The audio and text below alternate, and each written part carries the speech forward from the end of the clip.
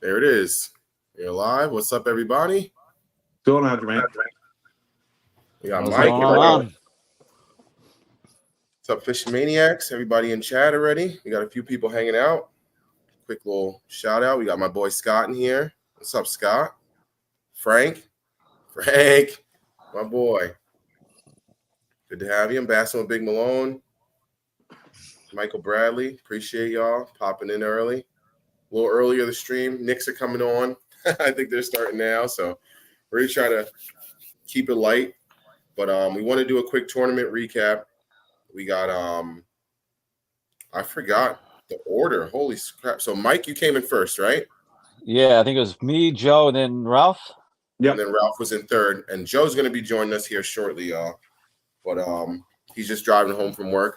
But yeah, we just wanted to get a quick little recap in, talk about some techniques that are working. You know, obviously the good old question of what lure was everybody throwing and all that good stuff. So I guess we'll just start with an introduction. Mike, you came in first, so go ahead and just give us a quick little intro. Let everybody know who doesn't know who you are. All right. I'm Mike Tompkins. For the people that don't know me, I've been here, I think, 3 years. I missed last season or most of last season. But this year, I'm hoping to be on top in every event. We'll see how it goes. You know, learned a lot over the last couple of years, and what I won on was something I usually don't throw. So it's pretty interesting. You know, the jerk bait. So Mahopac is a weird lake. I go there and catch a lot of fish, and go there and catch none. You could be on one side of the lake catching a lot. Guy could be on the other side catching none. So it's kind of like an odd lake. And yeah, coming into it, started off at my spot, caught 2 on a jerk bait, +1, I think it was, a little deeper diver. Lost the fish, but I had an 18 3/4 and a 17 to start with. Nice. Didn't know where to go from there. Kind of just running down the bank. You know, there's a lot of guys there, so you're kind of fishing behind people. Seen Colin, did a U-turn past Colin into a cove, and that's where I sat for the next 3-4 hours, just cast after cast, catching them on the jerkbait. It's pretty interesting. Colin pulled up next to me. He was catching them. I just happened to be catching bigger fish. I don't think it was really something I was doing. He wasn't. It's just where we were fishing. Whoever called what, it's just a pack of them. But after 10 o'clock, that kind of died down. The bite got really slow. So we moved in shallow towards the docks, about 5 feet, which we were fishing in 10, catching them again. So it was interesting how the fish just suddenly moved up to the bank. And then that bite died, and so then we moved back out, and they stopped biting, and so the rest of the day was just really a grind. But all right. And then we got my man Ralph down here. Ralph came in third. Ralph, give me your little intro and let them know what was working for you, brother. Sure. Yeah, my name's Ralph Way. I've been fishing with the club probably, I think I've been with Rich now about 4 years. I would say the last 2 years have been my more competitive years. I missed Angler of the Year by a point last year. Well, no, excuse me, 2 years ago. I missed it to Rob Ron by a point. Last year I missed it by 6 or 7, but that's with Rich and Chris. You know, They were right ahead of me again. So I've been constantly right in that second and third place, spot do. So I'm just trying to get up there and finally get that one this year. Sure. But last year there was a couple events I dropped that really hurt me. That year, 2 years ago, that year I missed it by 1. The lake that actually cost me that year was Copic. And that's one of my stronger lakes. And that lake cost me Angler of the Year. But, going back to Mahopac this year, I talked to Mike. Actually, we were out on the water the same day. Me, Mike, Rich. We were all pre-fishing. And, I saw Mike from a distance. We were kind of fishing our own, our own little areas in that. And I had a great pre-fish. Caught a lot of fish. Caught some good ones. Some 18, stuff like that. And then come tournament day, I was a little mixed. I was a little worried about the numbers we were throwing out on Mahopac. I was concerned with 27 guys going out to a size of, Lake of Mahopac. I'm like, if I don't pick my point A really, really strong here, By the time I get to my B, C, and D spots, Hmm. they're going to be covered up and fished out. Yeah. Which wasn't even the point. It wasn't a problem. Actually, everyone out there was really respectful. No one was cutting each other off. We had more problem with the bass boat guys. They were the ones being the a-holes and cutting us off. But long story short, so I started that event. About a little over an hour into it, my A spot didn't produce a bite. I went over an hour before I even got my first fish. And then, once I started, the nerves and all I get out, and I started to just remember, hey, fish like you always fish Mahopac. I started getting into the fish. A lot of like smaller fish that you never see out of Mahopac, though. I got a lot between that 11 to 13 range, Okay. which is kind of unheard of. Your clone fish in there are like 14 to 16s. Yeah. But finally I hit a 19, which actually I should have had big bass for that event. I had a 19. It was actually a 19 and a quarter, and I would have had it registered before Mike's. Every time I'd get her on the board and I'd get her tail to 19 and a quarter, I'd bring my hand off it and she'd start folding the tail out. And I could never get it or stick it to 19 and a quarter. So 19 was the only solid entry I could get on her, which it is what it is. At the time, it was the largest. But I ended up, I think I finished with probably about 15 fish that day, give or take. Just could never really cull two of my smaller fish, two of the 15s. But I hit my fish on, if anyone who fishes with me, anyone who knows me, knows I'm a blade bait guy. Everyone thinks it's a cold water thing. I fish it almost year round. To me, I feel it's an overlooked bait. Everyone's out there slamming them with chatterbaits and lipless and square bills and stuff like that, which I'm guilty of that too. But I like to give them something a little different. So I hit a lot of mine on blade bait. My biggest fish came off of black and red square bills. Okay. All right. How deep were you guys catching them in? I know that's also a good question that everyone likes to ask too. I would say 3 to 10. Yeah, mine were, I want to say 7 to 11. Okay. A little bit difference there. Yeah, I mean, we did catch a couple shallow, 5 feet, 4 feet, but I caught 23 or 24 fish, and the majority of them, probably 18 of them, were 7+ feet. Okay. So, all right. And then we got an interesting comment too. Look at this. My boy Michael Bradley, who's been around for a while, he said, Ralph, you'll be happy to know the first fish in your old yak was a 5.36 pounder. all right. Good for you, brother. That yak has produced a lot of big fish. It's produced a few wins for me over the year. And Colin was, kind of busting my balls with this one. Like, I'm getting rid of that kayak and it's going to basically take some of my mojo. So I'm hoping that's not the case, but I can tell you that kayak's been solid for me. I was upset getting rid of it. And I'm just hoping the new Bonafide, brings in the W's this year. So we're safe, but good luck with it, bud. There you go, Joe. Said, funny you guys said the bite died at 10. I caught 3 in a row on the other side of the lake, 10:06, 10:15, 10:40. Then his bite died. Yeah, I mean, when I say the bite died, we were still catching fish, but they were just far apart. And like we had to fish for them. It wasn't like you can ask Colin, like we were literally every other cast pulling in fish, and I was catching. Like we were catching between 15 and 17s, just a ton of them. But then 10 o'clock came and it really just dropped, and then you really had to fish for them. But some people caught fish in the afternoon. It's just some people caught fish under docks, deep under docks, and I didn't think they'd be there yet, but they were. So that was shocking. I did catch 3 fish on a dock, but that was in the morning. So yeah, it slowed down a lot for us. I think it slowed down for a lot of people between 10 and 11. And you would say that they were in like the pre-spawn phase, more or less? Then? I mean, I would say that, but I didn't catch any fat fish. All the fish I caught, they were healthy, but there were none that were pregnant, I don't think, from what I've noticed. I don't know. We were catching a lot of fish, and we were just getting them off the board, getting the line. Like, it was pretty interesting that day. So. All right. And then, so you said you caught everything. Everything you caught was on the jerkbait for the most part. Everything but three. So three were on a jig. Everything else was on a jerkbait. So. And then Ralph, you were getting them on the blade bait. Mainly blade bait. The bigger size came off the square bill. Okay, that's interesting too. Because so I was there the Thursday before. I didn't make the event. I was bummed out. Couldn't get off of work. But I was there, and the only thing they would bite was a Ned rig.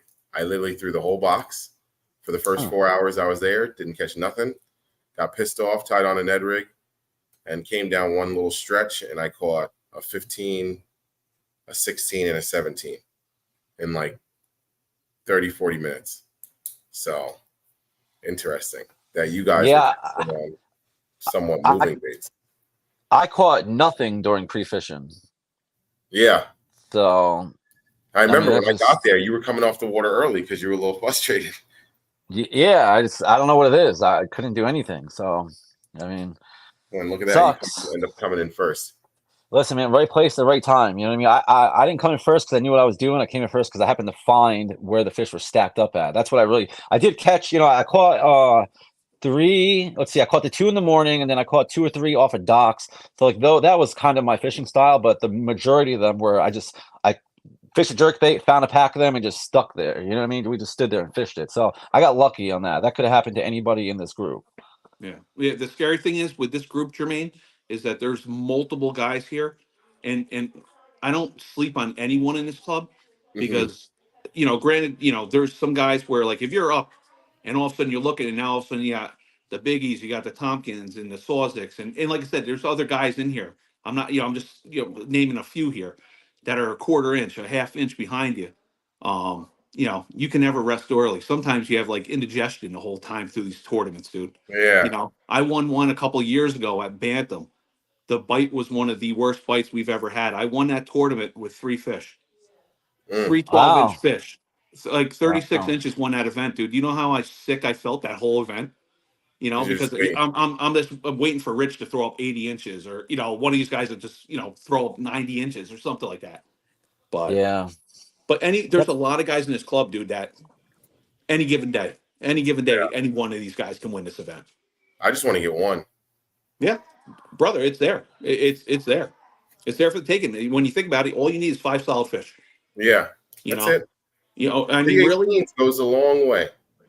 Yeah, I mean, last year at our we talked about it with a couple guys, and just like it's just a limit goes a long way.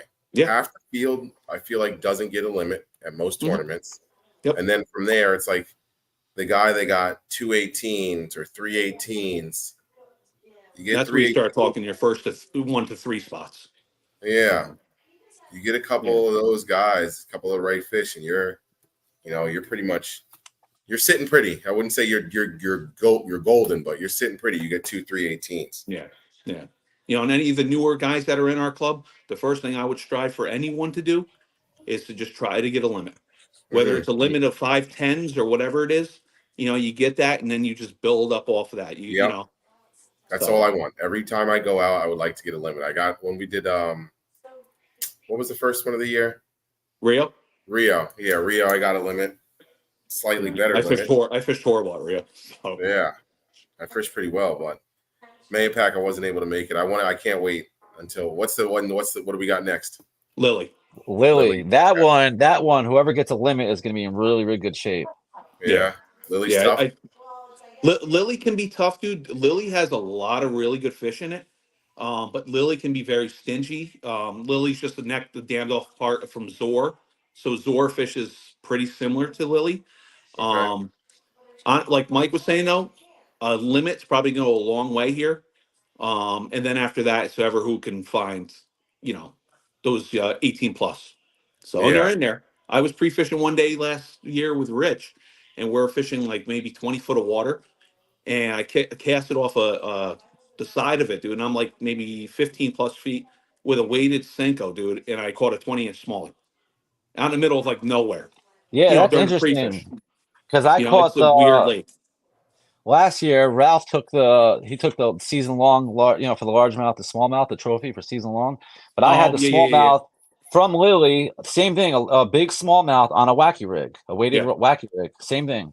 That's Yep. interesting that you caught it on that too. Yeah. Rich couldn't believe it. So yeah. Hmm. That's nuts. And then Everyone's NY Bassman, what are you guys' thoughts looking ahead at Lily? What phase do you think the bass will be in? All 3 phases? you want to go first, Mike? I'm really not sure, to be honest with you. I think they'll be betting, but at the same time, I'm not. I know the betting phase, but I'm not skilled enough with Lily or majority of lakes to say that. I think you may find some betting, you may find some getting ready to bet, or some after. I think majority of them will be betting. Yeah, I'm right along the same line with Mike. I think it's going to be a combination, honestly.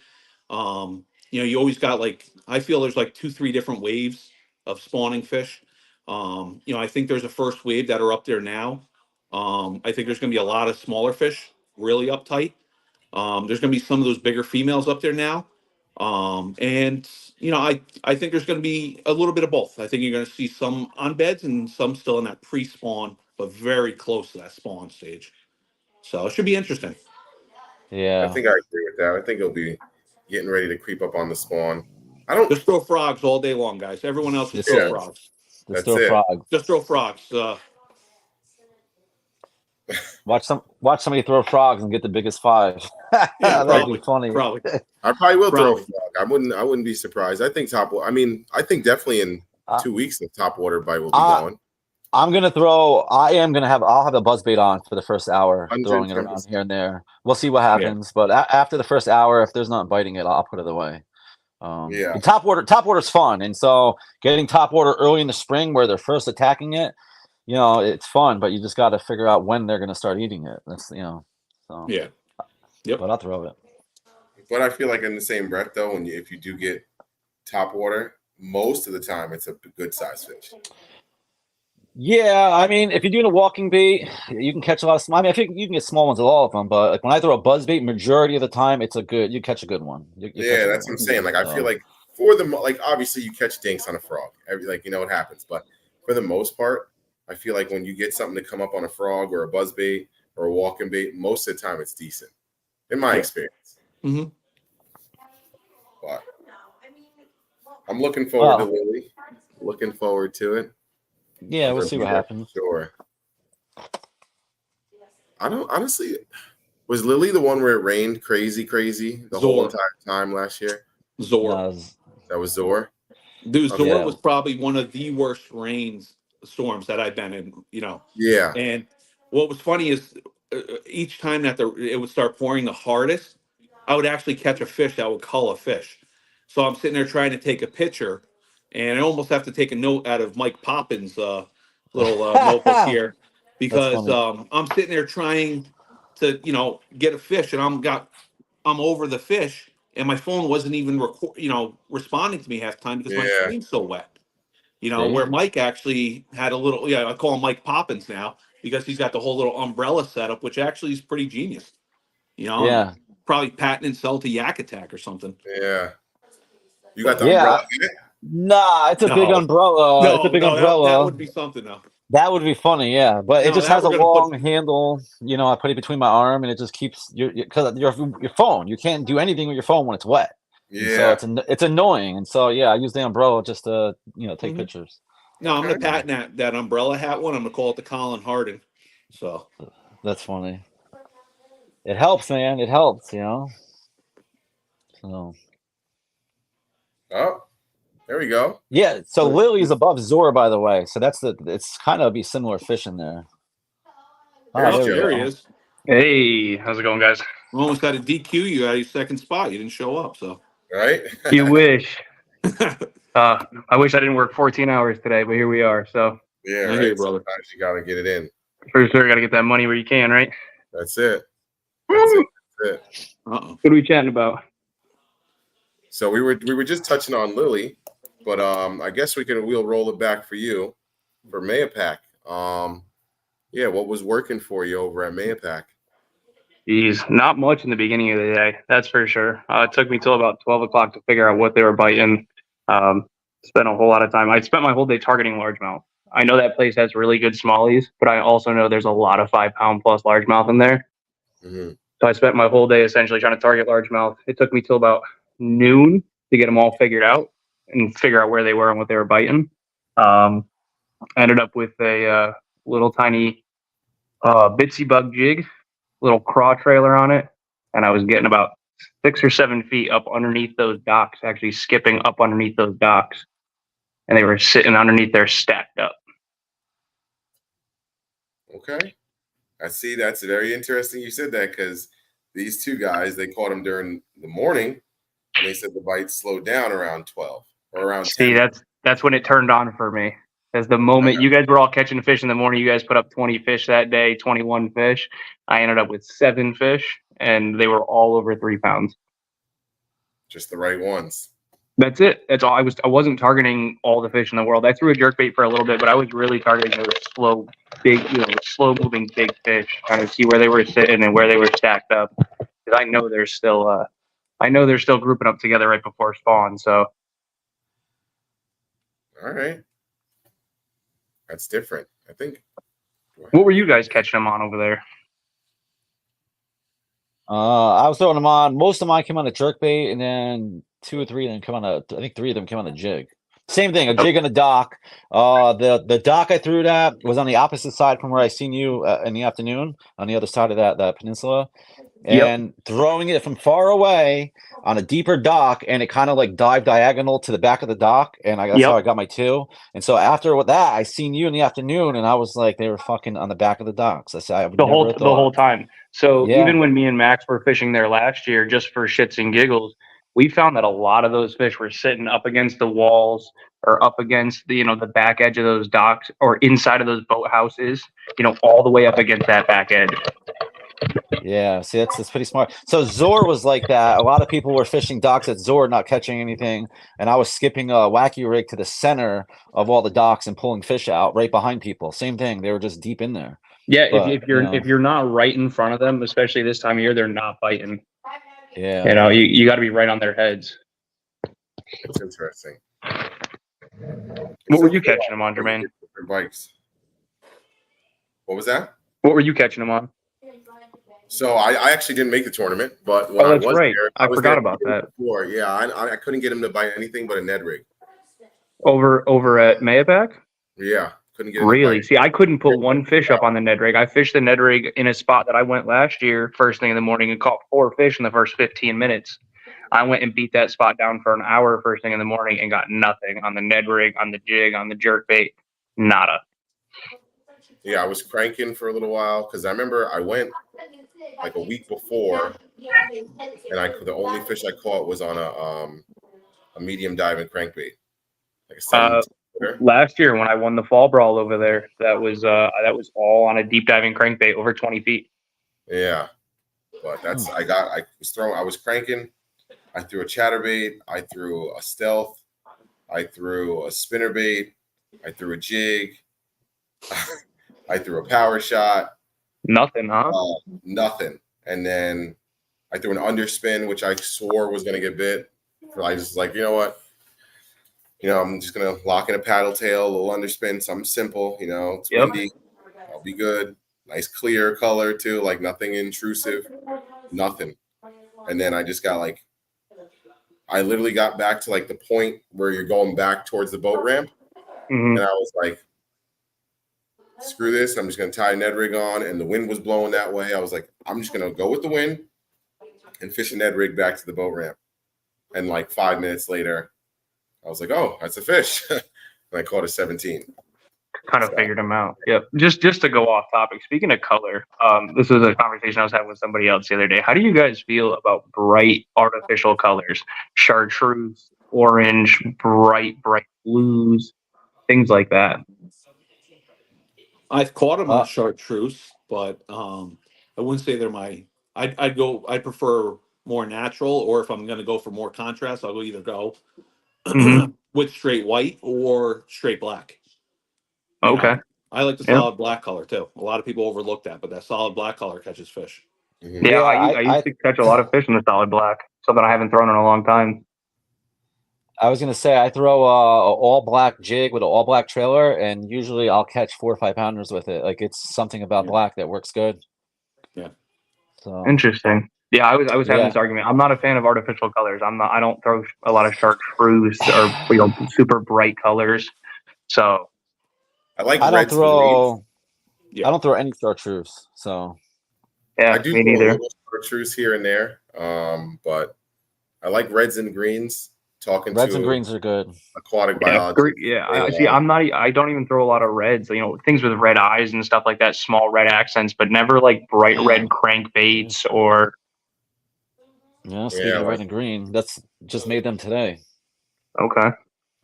I don't know. The Christmas bright colors. orange ones, I feel like in the spring you can get them where they're biting like really odd colors, but I don't really throw them too much. Once in a while I'll buy a pack, but it's rare I throw it. Love that.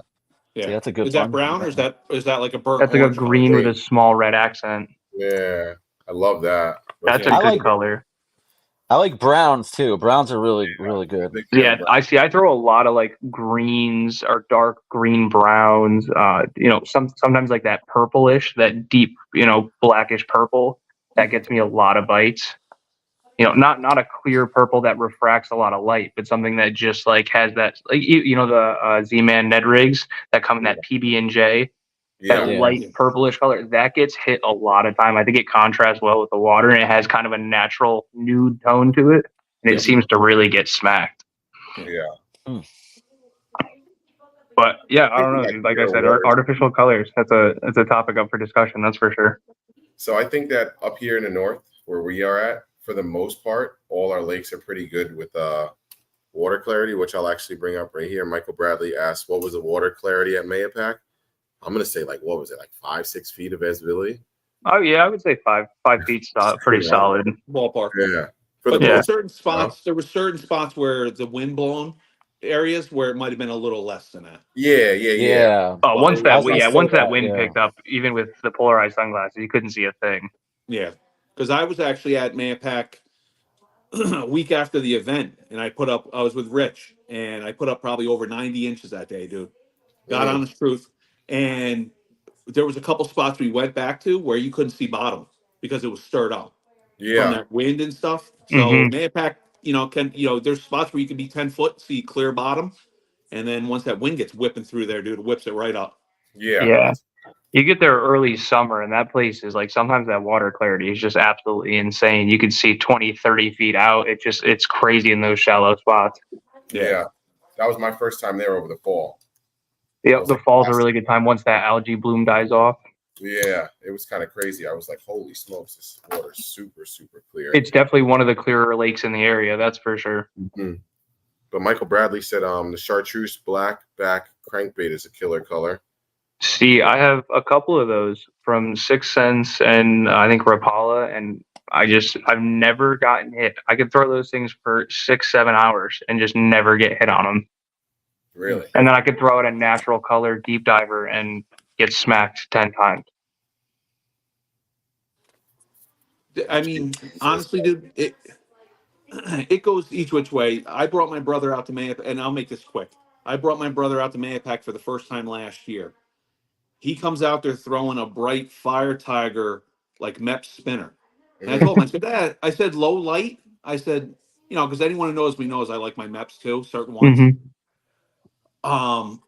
He was out there, it was low light with a bright ass fire tiger thing. And I'm like, dude, I said, you might be okay for the first 30 minutes. But I said, once that sun gets up, take that off. Dude, I swear to God, for the first 2 hours, he was wailing them on that thing. And here you got a lure, you could probably see 100 yards through the water out there. For sure, but I've never seen this thing before. And it goes against every principle. Kevin Van Dam and all that would be shaking their head, losing their mind. Like, why are you throwing this thing? And you just never know. He's getting caught, for sure. Yeah. I remember before I started doing this, more and more, when I was a beginner, I used to go out there and I'd throw fucking the craziest looking baits in the world. And I'd go out and catch 20, 30 fish a day. Yeah. Now that I've started trying to fish more naturally and more comfortably, I think those natural colors do a lot better when you're trying to match, the bait fish or whatever you're trying to match. Yeah, agreed. But I think sometimes we do too much math on what we're gonna throw, and it kills It kills what we're doing for the day. I agree. Yeah. I think we overthink it a lot. For sure. With like I said, I remember going out even when I was a kid, and I could straight retrieve a jerkbait, I was just 50 about to say feet that. and fucking catch fish. Yep. Like that's the crazy thing. And now we go out there and we'll go fish for 8-9 hours a day sometimes, and it's funny. And you'll get 2 fish all day, and you've changed up 20 different baits. Yeah, it's crazy. It's nuts. Yeah, well, there's a big difference also, though. I was just talking about, I forgot who I was talking to a couple weeks ago about this. Is you can go out for the fun of it and catch as many fish as you want, and you can be a really good angler. But when that clock is ticking and there's a lines out time, the fishing changes completely. Your mind is racing. You're trying to make the best decision. What move is next? What should I throw on? What they won't eat? And meanwhile, you overthink a lot, I believe.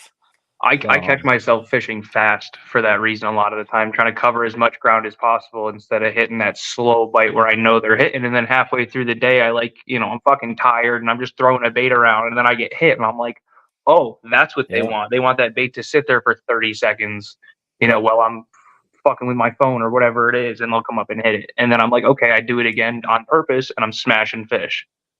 So slowing down sometimes is huge out there. Oh yeah, 110%. I think my first tournament I ever caught fish in, that was like what did it for me. Is I just was like, okay, slow down, stop bringing it so fast, and I just literally started slow rolling a paddle tail swim bait, and she got some bites, and I was like, okay. That was the first tournament I ever put up. I think it was Zora last year in the rain. Oh, what an awful tournament that was! I almost quit. That's the only tournament actually. So Zor, and then this tournament, the first one at Rio, because of the rain, and it was pretty cold. I thought about it. Zor, I literally was paddling to the boat ramp, and my dad called me. I was like, "Hey, how's the tournament going?" And I was like, "Well, it's pouring and it's terrible." And he's like, "Well, so what does that mean? You can't quit. You can't pick your conditions. You got to get out there and fish." And I was just like, yeah, that's what I'm doing. Yep. Sometimes you need that little bit of reassurance, that little kick in the ass, for sure. And the shorts, just like and the rain hurt. I was like, oh man, it's like painful. I got off the water early during that tournament because I had my old Ascend H10. I had just started with you guys or whatever, dude, and I had a motor on the back with my battery in there. I was cruising around, and then my kayak was, had 6 inches of water in the back of it every 30 minutes. And I was pulling over, and I was scooping water out, and I was getting out, and I was fishing, and I was scooping water out, and it just became such a nightmare that I got off the water about 2 hours early there. That's nuts. JP said, going back to the color, I throw hot colors in the spring, merthiolate. That's a wild color. You do get guys that you see throwing those like the bubblegum pink, the merthiolates, and they kill on it. I don't know if it's, but then you also get to see the other guys who are like aquatic biologists and a couple guys like Bass Fishing HQ. They've literally done like the color test and see like what colors show up. That's one thing I was going to say too. Chartreuse apparently goes to white. It's just like a different shade of white. It's like I don't know if that's a brighter white or something like that. Yeah, see, I always thought of it the same way because like fish definitely don't see the same way we do, right? I'm assuming their colors are way different than ours. I've never actually looked into it. It's probably something I should. It's interesting. It's very interesting, actually. So there's like if you go on, I'm pretty sure it's Bass Fishing HQ. There's a website where you can like change the screen to what bass see. And like apparently they can see like their perception of green is amazing because there's nothing but green in the water. So like they see different shade. Like the way we can see all colors is how they see greens. So they can pick up like the difference in the green. Like, okay, well that's a dark green, and then they can see like 2 lighter shades of green in the green, which that's what they say anyway. But well, you got to think a lot of fish, especially bait fish, try to match their surroundings. So if they're in green areas, they have a green tint to them underwater, or just enough to kind of offset them from the brush or the grass or whatever it may be. So they got to pay attention to those little tiny differences. Pink TRD does something special in the spring. Okay, with the crazy. There's my boy Kyle. Kyle said June bug. Hell yeah, June bug. I'm gonna grab my charger real quick. I will be right back. Yeah, you're all right. I think the Knicks just finished the first quarter. It's a tie ball game. All right. Mike M said you guys were fishing boat docks. Yeah, apparently there was a bite on the boat docks. That's what Joe said, right? Yeah, Joe found them under boat docks in the afternoon. I caught a couple. Caught a couple, not a lot. Yeah, I caught some near, not under. So I what's actually, hold on, I actually left the area I was at because there was people coming by, and I didn't want people to see the leaderboard and then come. Not that people do that here, but I was like, all right. So I left the area, casted out a couple docks just to make it look like I was fishing down the bank, and caught 2 or 3 fish off the dock, and turned around. And I was like, oh my gosh, I can't believe they're on the docks. Like, it was just by accident I found them there. So, Yeah. I didn't think they were going to be up that shallow either, too. Yeah. Especially because that was it's crazy. The water warmed up pretty quick when you think about it, but because 2 weeks ago that water was what, low 50s, mid 50s? Yeah, mid to upper Now we're 50s. talking about 10 degrees free swing. That's like a lot for water. Yeah, that's huge. I mean, it's been 80 this week. A lot of hot rain. Yeah. So let's look. We'll I guess we'll get ready to not close it out, but we'll start winding it down. But I want to talk about Lily real quick. Like, what's something that you think you're gonna be throwing at Lily, or what's like any idea? Well, like, what do you think will be the deal at Lily? The Froggy Doggy.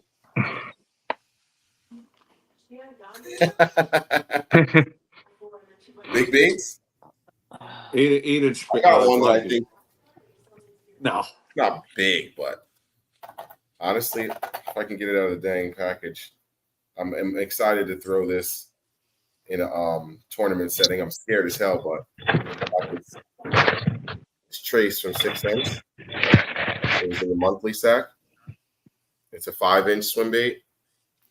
Yeah, I got a couple. I think I got 2 or 3 of them in like the bluegill color. Yeah, I have all the bigger ones, but I've never gotten one this side. It's only an ounce. Is it an ounce? Yeah, it's only an ounce. yeah, It's a nice bait. I always dread throwing those, dude, because I haven't thrown a lot of them the last few years, but I used to throw more of the what are they, like the Mike Buka, the the bull tags shell. or whatever. Yep. Dude, I swear to God, almost every time I throw one of those, at some point I have a bass break it off, and then I get to listen for him jumping the next 10 minutes trying to shake that thing. Yeah. Just coming up out of the water trying to spit the thing. After he already broke my line. Mm-hmm. So I don't throw a lot of those anymore. That sucks. I got a couple of big glide baits. I was throwing around when I was over there, like 3-4 ounce glide baits, and I got a couple of hits. No lock, nothing to lock in yet, but I think bigger baits are definitely going to be something over there. Yeah. You guys do newer baits, or you guys kind of just stick to what you know? Both. I got tied on a little bit of both. I have, maybe 2 or 3 comfort lures, which no matter what time of the year it is, I always have tied on. Okay. Because I feel like during a tough situation, I can usually get a bite, whether it's a 12-incher or 18-incher out of it. And then I usually have something that's completely out of the realm, which I think might be something that day. And hopefully no one else has one tied on, because I'll throw some weird stuff out there. Yeah. I'll have a tail spinner on, and no one, in the club will even think about throwing a tail spinner on a certain day. Yeah. I just try to always go out of that realm. But I think Lily's going to come down to is if people do find the beds, what they can drop down in those beds to entice those bigger females. Yeah. Whether or not that's the Neds or jigs or so on. But. Yeah, that's a tough call to make, because it's not like they're going to be eating a certain type of lure. It's just whatever annoys them the most coming across their bed, Yeah.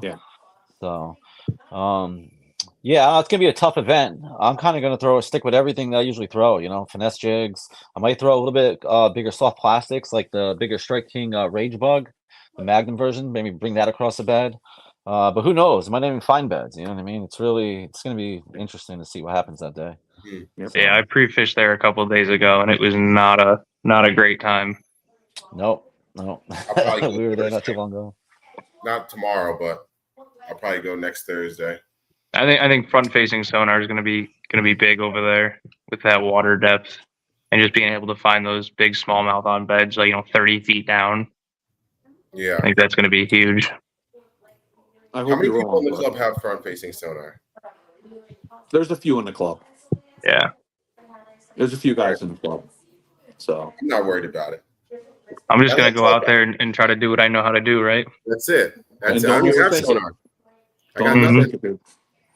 I got nothing. So I just go out there and do what I do. I think it's interesting now because, and now that I got a couple of the club guys on, because obviously you guys don't live under a rock. You guys hear all the controversy and the opinions and whatever it is about front-facing sonar. But there we go. Thank you, Fats. I'm glad you said it. He said he has front-facing sonar and doesn't mean I can catch anything. So I appreciate you saying that because that's Yeah. where I was going. There's just because you have it, this whole I'm not either side. I'm not like pro front-facing sonar, but I'm not like against it. I'm not like, oh my God, it's cheating. But it makes me lean pro because the people that are so against it, they think that it's just like a light switch. Oh, I'm Mhm. just gonna put this on and I'm just gonna go catch fish. Like, No, it's not No. true. When it first came out, I was 100% against it. I was like, it shouldn't be in tournament fishing, blah blah blah. And then over the last few months, like I've learned that you can beat a guy with front facing sonar all day long. They spend a lot of time looking at the screen. Even when they find fish, they got to get the fish to bite. But there is a time and place where that will win your tournament by far. Oh, yeah. But there's also going to be a time and place where it's going to hurt you. So Yeah. I kind of learned to accept it that it goes both ways. It's not as See, great yeah, as it I is, have a but it is. Helix. I have a Helix 7 for my kayak, and I haven't even put it on this year. Not one time. I've kind of Yeah. gone back to trying to go back to my roots and figuring out, what I'm doing and really paying attention to what these fish are doing. Yeah. But that's fish. You're fishing. That's fishing. Using no electronics and going out there and catching them. That's what fishing's about. You know what I mean? Yeah. So Like I said, just trying to go back to my roots. yeah. The No, only it's thing I good. want is I just want side scan just so I can see structure and cast to it. That's literally See, all. that's what I used it for. But like Mike was just saying, you end up paying so much attention to your screen that you're not actually fishing. Yeah. Yeah, I have side scan. I bought it. I bought the fish finder. I have for side scan, and I don't ever use side scan because I got tired of looking at the screen. Yeah, that's. So. I think I lost a lot of tournaments last year. Ended up towards the bottom just because I was spending so much time trying to learn my fish finder instead of actually fishing.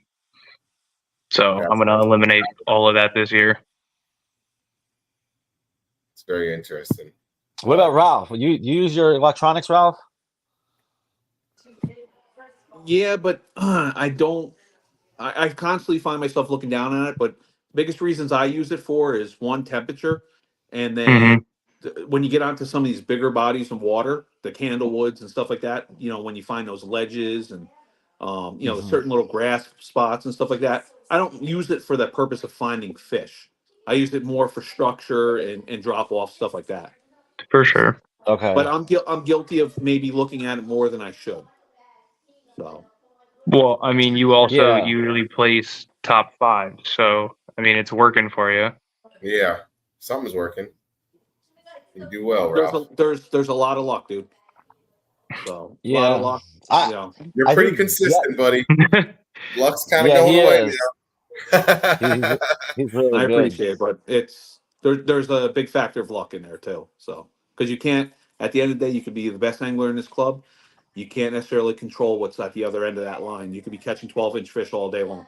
And then Johnny, noob shows up for the first event, throws 5 casts, catch 5s, 18s, and beats you. Yeah. Biggest thing is I just try to be consistent. Yeah, that's true. But I think what gives Ralph the edge is he thinks outside the box. where most anglers stick with what everyone's using. Ralph will go with what people overlook, and so it gives him an edge on top of everybody because he's throwing something that most fish don't see. Yeah. And I think that's being a really smart angler. You know what I mean? A lot of people get Yeah. stuck in being sold on baits just because of they think everyone's using it. So.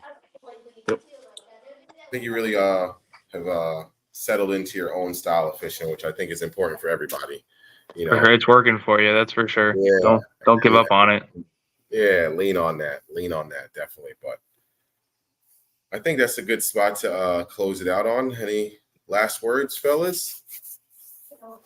No, I think that's it. Just going back to the whole Lily event, we're going to post more about the event, but it should be a good event. Like I said, it's going to be a tough day of fishing. I think some people are going to be on them. And I think a lot of people, there's going to be a fair share that are going to struggle to get a limit. So first thing I would tell everyone that's going to attend the event is shoot for a limit. Whether even if it's a small limit, shoot for a limit. When we finish the event, I know we're going to post everything with times and that. I think I'm the lovely TD for this one too. There we So go. I know the event ends at 1:45. I know we talked about it and we did get permission. Rich spoke to the owner. We are going to do the award ceremony over at Bounty Hunters Bait and Tackle Shop, which is Okay. a beautiful shop. They're a club sponsor, great people, great baits. They have high Is end that the stuff. one They we don't went have. to last year? Yes. Yeah. Yeah. Okay. It's a Nice. great shop, dude. Devin's good people. Vic, his wife or girlfriend, wife, she's good people. Great shop. So That is a dope shop. Great success. Yeah, they have a lot of gear there. They're not just like some tackle shop on the side of the road. They're legit. Yeah. So I'm actually looking for something. I want to see if they got it laying around. If they have it, if they have a particular color, I'll buy all of it. So, but all right, fellas. I appreciate you guys taking some time out of your busy weeks and sitting down and chatting some fishing. Look, we'll definitely. I think you guys all brought some valuable information to the table. If you guys got some time in the future, I'd like to get you guys on individually, pick your brains and go over some things and just talk fishing like we always do. Yeah. But For sure. appreciate everybody in chat checking us out. But yeah, gonna pop out of here. Let's go Knicks. And until next time, everybody, deuces. Have a good night, man. Be guys. safe. Good night, guys. later.